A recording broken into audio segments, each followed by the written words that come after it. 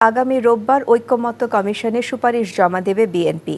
জাতীয় নির্বাচনের আগে গণভোটের বিরোধী দলটি মনে করে সাংবিধানিক সংস্কারের এখতিয়ার কেবল নির্বাচিত সংসদের। তবে ঐকমত হলে নির্বাচন ও প্রশাসনিক সংস্কার অধ্যাদেশের মাধ্যমে করার পক্ষে মত বিএনপির। দলের সিনিয়র নেতাদের সাথে কথা বলে আরও জানাচ্ছেন ইমরুল আহসান। সংস্কার কমিশনের সুপারিশ নিয়ে বৃহস্পতিবার রাজনৈতিক দলগুলোর সাথে আলোচনা শুরু করেছে জাতীয় ঐকমত্য কমিশন। তবে এখনও সুপারিশ জমা দেয়নি বিএনপি সহ বেশ কিছু দল। তবে সুপারিশ চূড়ান্ত করেছে বিএনপি। কিভাবে সংস্কার বাস্তবায়ন করা যায় এ নিয়ে বেশ কয়েকটি বিকল্প জানতে চাওয়া হয় দলগুলোর কাছে। সংবিধানে গণভোট যুক্ত করার প্রস্তাবকে স্বাগত জানালেও জাতীয় নির্বাচনের আগে সংস্কারের জন্য গণভোটের তীব্র বিরোধী বিএনপি।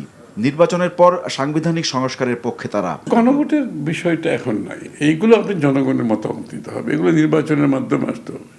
আলাদাভাবে কিছু করার এখানে সুযোগ নেই।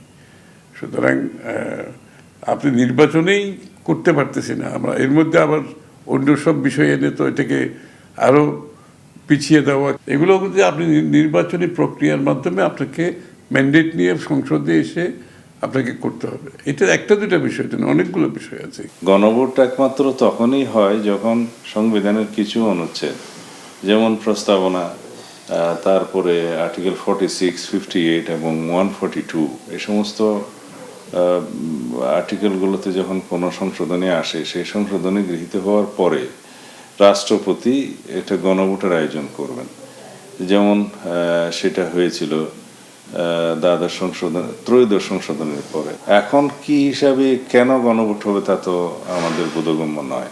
নির্বাচনের আগে ন্যূনতম সংস্কারের পক্ষে অবস্থান নেওয়া বিএনপি বলছে, পুলিশ, দুদক, প্রশাসন ও নির্বাচনী ব্যবস্থা সংস্কার করা যেতে পারে ঐকমত্যের ভিত্তিতে। কিছু কিছু সুপারিশ হয়তো অর্ডিন্যান্সের মাধ্যমে বাস্তবায়ন করা যাবে, কিছু কিছু সুপারিশ হয়তো প্রশাসনিক সিদ্ধান্তও করা যাবে, আর কিছু সিদ্ধান্ত এমন হবে যে আমরা জাতীয় ঐকমত্যে পৌঁছালাম, পরবর্তীতে সংসদ গঠিত হলে আমাদের প্রতিশ্রুতি অনুযায়ী সেগুলো আমরা গ্রহণ করব। সাংবিধানিক সংশোধনের যদি প্রয়োজন হয় সে সমস্ত ক্ষেত্রে এগুলো ভাগ করা যাবে। যেখানে ঐকমত হয়ে যাবে সেগুলো তো সময়ের ব্যাপার না, এটা তো ইমিডিয়েটলি করা যায়। আর যেগুলো ঐকমত হবে না এগুলো তো, এবং ঐকমত না হওয়াই স্বাভাবিক, এতগুলো রাজনৈতিক দলের মধ্যে ভিন্ন মত থাকবেই। এবং আমরা তো বাকশাল করতে যাচ্ছি না এখানে আবার। আনুপাতিক হারে সংসদ নির্বাচন করার বিপক্ষে বিএনপি। এছাড়া কোনো দলের গণপরিষদ নির্বাচনের দাবিও নাকচ করে দিয়েছে তারা। Imrul Ahsan, NTV news, Dhaka.